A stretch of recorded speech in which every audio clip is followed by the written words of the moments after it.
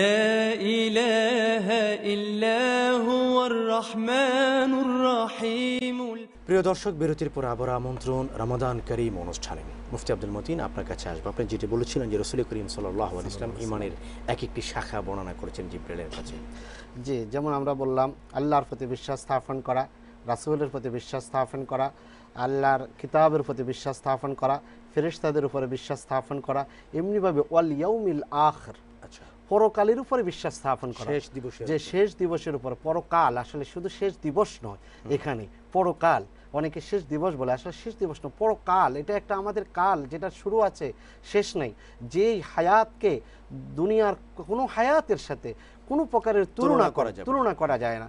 তাহলে এই পরকালের শান্তি আছে, সেখানে অশান্তির ব্যবস্থা আছে, এগুলা সম্পর্কে যতগুলো বর্ণনা আছে সবগুলোকে পুরো যথাযথ বিশ্বাস স্থাপন করা, এটা হলো ঈমানের একটি অঙ্গ। ওয়াল ইয়াউমিল আখির। আরেকটা হলো ওয়াল কাদরি খাইরিহি ওয়া শাররিহি মিনাল্লাহি তাআলা।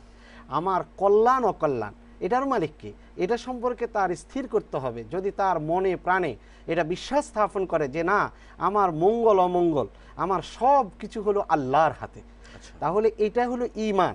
আপনি দেখেন, মঙ্গল অমঙ্গল যদি কেউ আল্লাহর হাতে মনে করে, তাহলে সে আজকে অন্যায়ের কোনো আশ্রয় নিতে পারে না। মানুষ অন্যায়ের আশ্রয় কেন নেয়? হয়তো তার মঙ্গলের জন্য, অথবা তার অমঙ্গল থেকে বাঁচার জন্য। যদি সত্যিকারভাবে তার মধ্যে এই ঈমানটুকু চলে আসে যে ওয়াল কাদরি খাইরিহি ওয়া শাররিহি মিনাল্লাহি তাআলা, আমি আজকে অন্যায় করে কি লাভ হবে? আমার অন্যায় আমাকে আমার কল্যাণ বয়ে আনতে পারে না, আমার কোনো অন্যায় আমাকে কোনো ক্ষতি থেকে আমাকে বাঁচাতে পারে না।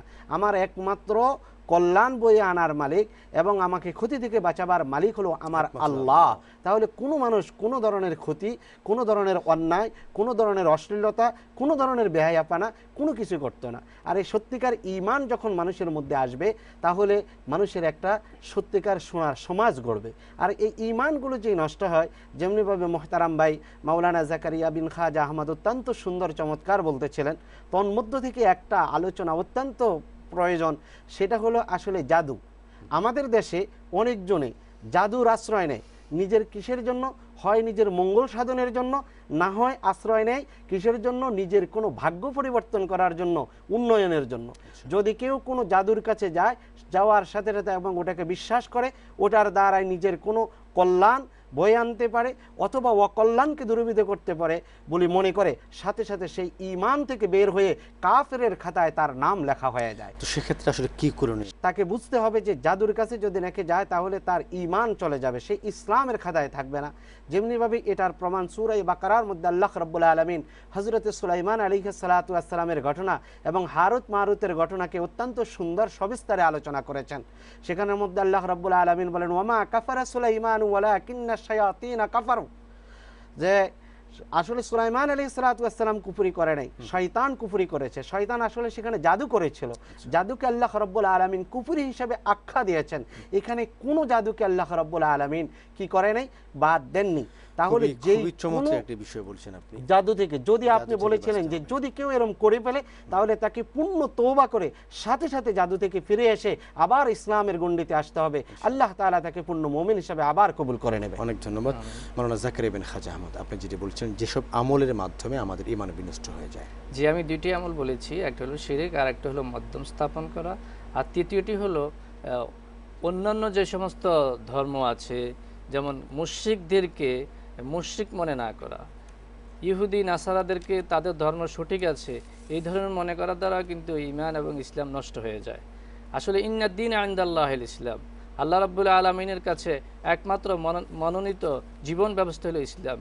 ওমান ইয়াবতাগি গায়রাল ইসলামি দীনান ফালাম ইউকবালা মিনহু, যে নাকি ইসলাম ছাড়া অন্য কোনো জীবন ব্যবস্থাকে সে পেতে চায়, সেটা আসলে গ্রহণযোগ্য নয়। কাজেই এই ধরনের মনোভাব পোষণ করা যে না, ইহুদিরাও ঠিক আছে, খ্রিস্টানরাও ঠিক আছে, হিন্দুরাও ঠিক আছে, বৌদ্ধরাও ঠিক আছে, যার যার ধর্ম সে পাশ করছে, প্রত্যেক ধর্মকে সত্য মনে করা, এটার দ্বারা কিন্তু আসলে ইসলাম নষ্ট হয়ে যায়, ঈমান নষ্ট হয়ে যায়। মুমিন তো সে আল্লাহ রাব্বুল আলামিন তাকে যে জীবন ব্যবস্থা দিয়েছে, যে ধর্ম দিয়েছে, সেটাকেই সেই সত্য মনে করবে এবং এছাড়া আর যত ধর্ম আছে, যত মতবাদ আছে, সবগুলোকে অসত্য মনে করবে। আরেকটি বিষয় যেটা দ্বারা ঈমান নষ্ট হয়ে যায়, এবং ইসলাম নষ্ট হয়ে যায়, ইসলাম থেকে আমরা বের হয়ে যাই, সেটা হলো ইসলাম ধর্ম ছাড়া আল্লাহ রাব্বুল আলামিন আমাদেরকে যে জীবন ব্যবস্থা দিয়েছে, আল্লাহ রাসূল আমাদের জন্য যে জীবন ব্যবস্থা নিয়ে এসেছে, এর চাইতে অন্য কোনো জীবন ব্যবস্থাকে, এর চাইতে অন্য কোনো ধর্মকে শ্রেষ্ঠ বলে উত্তম মনে করা, এটার দ্বারা ইসলামের খাতা থেকে সে বের হয়ে যাচ্ছে। সে যদি এটা মনে করে যে আজকের ইসলাম এই যুগের বর্তমানের যুগের চ্যালেঞ্জ মোকাবিলার জন্য সে ব্যর্থ, এটা পুরানো ধর্ম, এখন মনে হচ্ছে যে এই মতবাদটাই শ্রেষ্ঠ, এই শ্রেষ্ঠ মনে করার দ্বারাই মুমিন কিন্তু ইসলামের খাতা থেকে বের হয়। কোনোভাবে ইসলামের শ্রেষ্ঠত্বকে অস্বীকার করা যাবে না। এই প্রশ্নে একটু নমনীয় হওয়া, হ্যাঁ, নমনীয় হয় যে এটা হলো যে আসলে আমি যদি মনে করি যে না আজকের উমুকের এই থিওরিটা চমৎকার, ইসলামের থিওরিটা এই ক্ষেত্রে আসলে প্রযোজ্য না, ইসলামের এই জীবন ব্যবস্থাটা ভালো না, এটার দ্বারা কিন্তু আমি নিজেকে খাটো করছি, কোনো সুযোগ ইসলাম দেয়নি। অনেক ধন্যবাদ আপনাদের দুজনকে খুব সুন্দর আলোচনার জন্য। চলে যাচ্ছি প্রিয় দর্শক প্রশ্নোত্তর পর্বে। প্রথম প্রশ্নটি যিনি পাঠিয়েছেন, আপনি জানতে চেয়েছেন রোজা অবস্থায় দিনের বেলায় যদি ফরজ গোসলের অবস্থা হয় সেক্ষেত্রে রোজার কাজা বা কাফারা যদি হবে কিনা। মুফতি আব্দুল মতিন। অত্যন্ত সুন্দর প্রশ্ন, যে রোজা অবস্থায় দিনের বেলায় যদি তার গোসল ফরজ হয়। আচ্ছা, এখানে কথাটার মধ্যে একটু বুঝতে হবে, গোসল ফরজ হওয়াটা কয়েকটা কারণ হয়। যদি তার ইচ্ছাকৃত সে কোনো কাজ করে, এমন অনিচ্ছাকৃত কথাটি বলতে, অনিচ্ছাকৃত যদি, আমি দুইটাই বলছি যেন যদি নাকি জানা হয়, যদি কেউ ইচ্ছাকৃত এমন অবস্থায় করে যার দ্বারা তার রোজা গোসল ফরজ হয়ে গেল, তাহলে তার রোজাও যাবে এবং রোজার জন্য কাফারা দিতে হবে লাগাতার একাধারে 60টি। তাকে রোজা যদি ইচ্ছাকৃত হয়, তবে যদি অনিচ্ছাকৃত হয়, যেমন কারো স্বপ্নদোষ হয়ে গেল বা কোনো কারণে তার ঘুমের অবস্থা এমন হয়ে গেল, তাহলে এর জন্য তার কোনো অসুবিধা হবে না, আল্লাহ রাব্বুল আলামিন তাকে মাফ করে দেবেন, তার রোজা পরিপূর্ণ শুদ্ধ হবে, তার কাজাও লাগবে না, কাফারাও লাগবে না। অনেক ধন্যবাদ। মাওলানা জাকির ইবনে খাজা আহমদ, রোজা অবস্থায় মিথ্যে কথা বলায় কি রোজার কোনো ক্ষতি হবে? হ্যাঁ, রোজা অবশ্যই এটা রোজার আদবের খেলাফ।